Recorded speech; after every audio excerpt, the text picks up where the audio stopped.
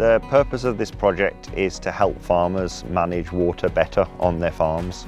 It rains so often here in Northern Ireland, and there's lots and lots of water that has to be managed in and around the farm, and often that water gets dirty. So really what we're trying to do through this project is capture that dirty water and send it somewhere where we can actually clean the water, and that water being cleaned grows a crop that can then be used to make a profit on the farm. The main issue here is we've got a large dairy farm on the side of a hill with a large concrete yard and a big silage area, and you've got the tributary of the river Ballinderry down here. There's dirty water generated because the animals are crossing the yard. The rainwater's picking up the slurry, so you're getting this grey water that's contaminated. The swales are really a slow-moving set of channels, allowing water to be cleaned up as it moves through that process. The comfrey is taking out nitrogen, phosphate and potash and other minerals, helping to clean up the water. Down at the bottom there's an area of willows. The water from the bottom swale doesn't flow directly to the river. It has to pass through the soil where the willows are growing, and the willows then take out a lot of the nutrients. This scale of system here can be adapted to a wide range of different farms. We're sensing that farmers do care that they're protecting the environment, and a scheme like this helps a farmer to feel he can do something.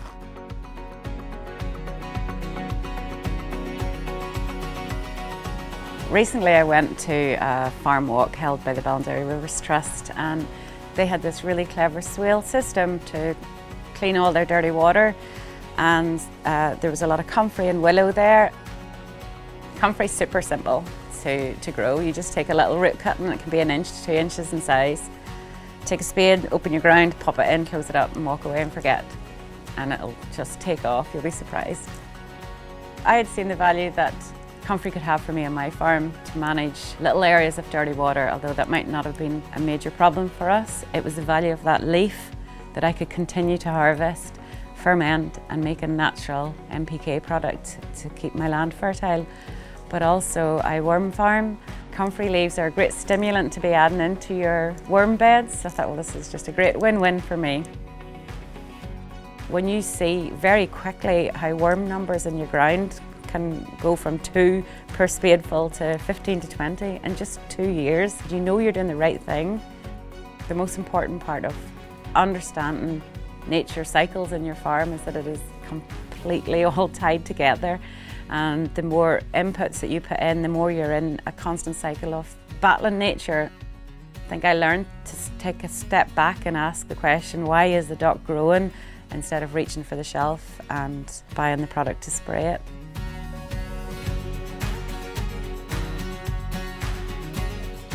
After having lived in Australia for about 10 years, we came home to take on some of the farm here and try to regenerate it.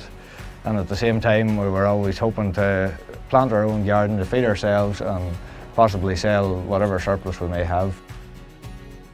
We have quite a lot of springs here, and we have been sort of managing them over 30, 40 years in terms of drainage, because otherwise we would have ponds or lakes in some of the fields.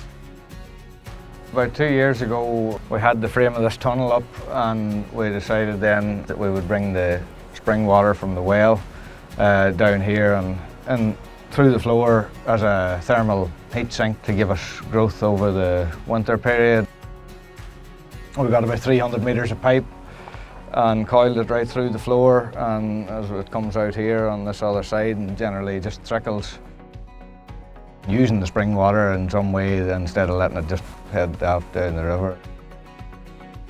I was very happy to be involved, and it's brought to light stuff for me that I need to use and has helped us to move forward.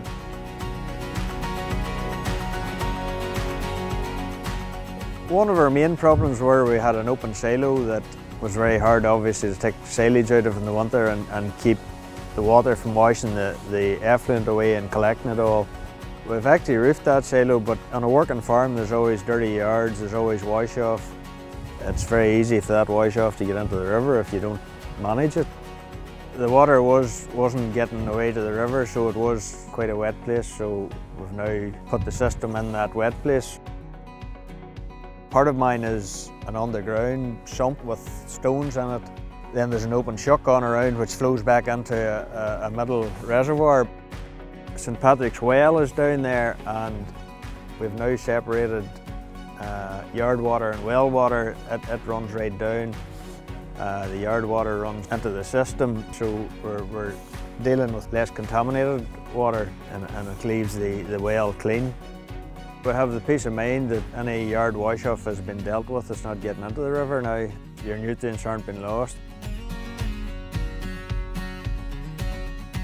The way the weather's changing, you get prolonged dry spells and then big heavy teams of rain.